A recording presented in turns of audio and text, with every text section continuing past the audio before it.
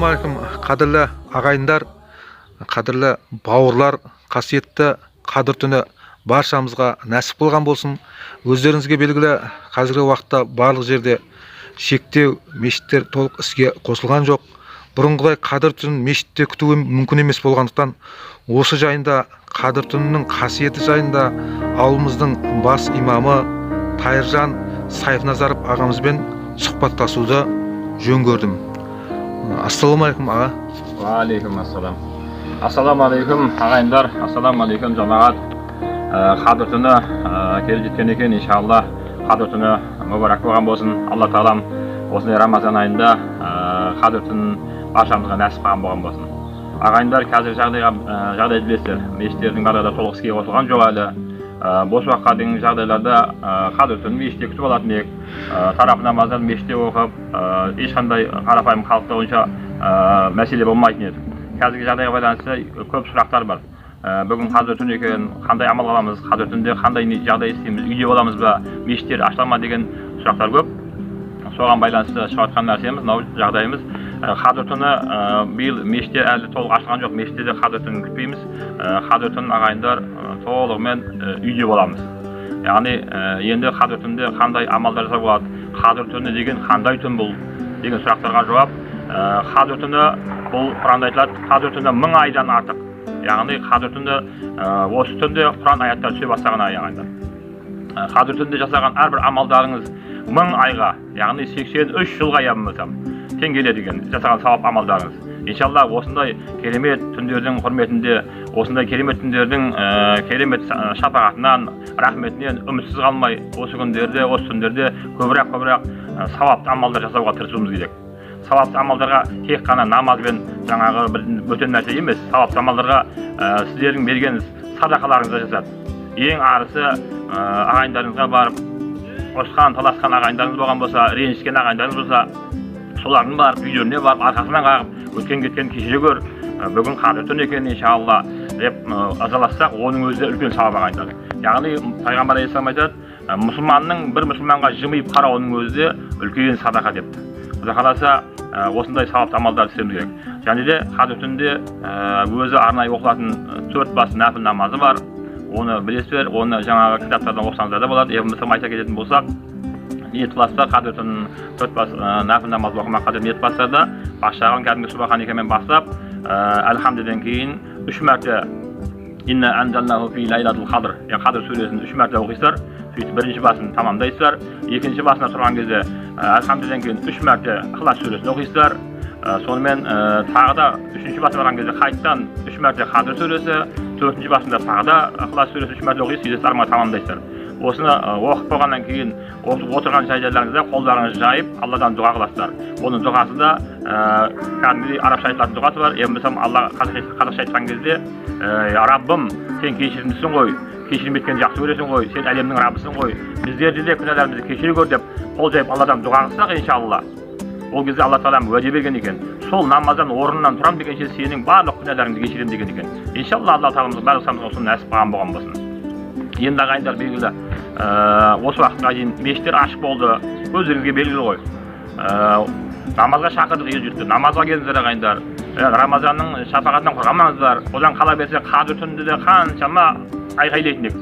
Бүгін қадір түнінде келіңіздер, сауаптан қорғамаңыздар дейді. Ол күнде де адамдарды онша келтіре алмайтын едік. Құтты зорлап шақырғандай. Енді келіп қазір келіп барлығымызда білгіштер, нағыз мешіттер жауып қалды, нағыз мешіттер ашылмайды деген әңгімелер бар. Бұл Алланың сынағы ағайындар. Бұл да Алланың сынағы. Алла тағала айтып жатқан шығар бізге. Осы уақытқа дейін мешітті ашып қойдым. Бәріне жария қойдым. Қайсысын қатырдыңдар? Осы уақытқа дейін келіңдер деп мешітті ашып, имамдар айқайлады, азаншы айқайлады, ешқайсысын келмедіңдер. Енді міне уақытша мешіт жауып қояйын. Ашылған мешіттің ашып тұрған қадірін біліңдер деген шығар бұл да. Сондықтан енді ағайындар, бұл да өткінші сынақ ағайындар. Бұл да өткінші сынақ. Құдай қаласа осындай сынақтардан кейін нәтиже шығарсақ, тәубаға келіп, істеген күнәларымыздан тәубаға келіп, енді ондай нәрселерді істемеуге тырысып, жақсы жағына қарай, Аллаға қарай бір қадам жылжысақ, иншалла, бұның барлығы да үлкен бір жақсылықтың нышаны болады ағайындар. Құдай қаласа, қадір түні тағы да айта кетеміз, тек қана жаңағындай намаз емес, айттық қой жаңағындай. Түнде тұрыңызда ағайын ауылдағы жетім жесір көп, төмен отбасылар көп. соларға барыңыздар, бір шай суын апарып тастасаңыз, ішіп жемін апарып тастасаңыз, түнде барып киім кешегін апарып тастасаңыз, я болмаса бір жесірлеу адамдардың үйінде майда бала шағасы бар, соларға барып ең әншейін қарапайым бала шағасына ойыншық берсеңіз де қандай? Баланың көңілі деген қандай керемет, баланың көңілін разы қылу деген ең үлкен керемет. Одан қала берсе, жастарға айтатын нәрсе, Алла тағала айтады. Ата-анаңның қаһары менің қаһарым дейді. Алла тағала айтады. Ата-анаңның разылығы менің разылығым дейді. Ең бастысы үйіңізде отырыңыз, дастархан басында шайды қойып қойыңыз, ыстық бауырсақпен шай ішіп отырып, әке шешеңіздің жақсы әңгімелерін тыңдаңыздар. Ең қарапайым, сол әке шешеңіздің разылығын алуға тырысыңыздар. Әке шеше, я әкем, я шешем, мен осы уақытқа дейін сіздерге көңіл бөліп қарамаппын, артық кеткен жерім болса, қаттырақ сөйлеген жерім болса кешіріңіздер. Мына мен нәрсені оқып жатырмын, мына кітаптан көріп жатырмын, имамнан естіп жатырмын. Әке шешенің разылығы болмаса, оқыған намаз оразамның бәрі құр кетеді екен, ешқандай сауап болмайды екен дегеннен кейін әке шешеңіздің разылығын алыңыздар. Әке шешеңіздің ең қарапайым айтқанда аяғын уқала, басын уқала, солардың разылығын алуға тырысыңыздар. Иншалла, пайғамбар алейхиссаламның айтқан сөзі бар. Егер әке шешеңізге бір ғана әке шешеңізге мейірім көзбен қарасаңыздар, яғни әке шешеңізге бір мезгіл ешқайсымыз да қарап көрмеген шығармыз. Я балалар, білесіздер ғой. Қараңыздар, әке шешеңіз сіздерді асыраймын деп, сіздерді өсіремін деп, осындай ер жеткіземін деп, бейшара шаш ағарып, аузында тістері түсіп, қолдары күс-күс болып, бетінің бәрі әжім болып әбіржіді. Анаңыз да сондай. Осы уақытқа дейін әке шешеңізге бір мейірім көзбен қарадыңыздар ма? Осы анам мен әке шешем бізді өсіреміз деп, осындай халге жетті ғой деп ойладық па? Иншалла, енді Құда қаласа әлі де кеш емес. Әке шешеміз бар болған болса, сол әке шешелерімізге сондай мейір көзбен бір қараған болсақ, Алла тағала айтады. Пайғамбар алейхиссалам айтады. Әке шешеңізге бір мейір көзбен қарағаныңыз 100 мәрте Хажы Акбардың жасағаннан дәрежесі жоқ артады екен. Бұл деген не деген керемет. Иншалла, бүгінгі түнде Құда қаласа, сол әке шешемізге өте жақсы мейір көзбен қарап, жаным әкем, жаным анашым деп соларға жылы сөзбен қызмет жасап, соларға жақсы мейірмен қарасақ, иншалла Алла тағала бізге 100 мәрте Хажы Акбар болған болса, яғни бұл қадір түнде нәсіп болған болса, 86 жыл бойы ағайындар осы Хажы Акбар жасаған сауабын алады екенбіз ғой. Ең қарапайым тұр ғой. Арман қалай тағы да сауап көп. Сауаптың тек қана намаз бен оразамен шектелмеу керек. Әрбір жақсы амал сауапқа жазылады. Әрбір жақсы амал. Жылы сөзіңіз, шырын сөз, садақа деген пайғамбардың сөзі бар. Жақсы сөз сөйлеңіздер.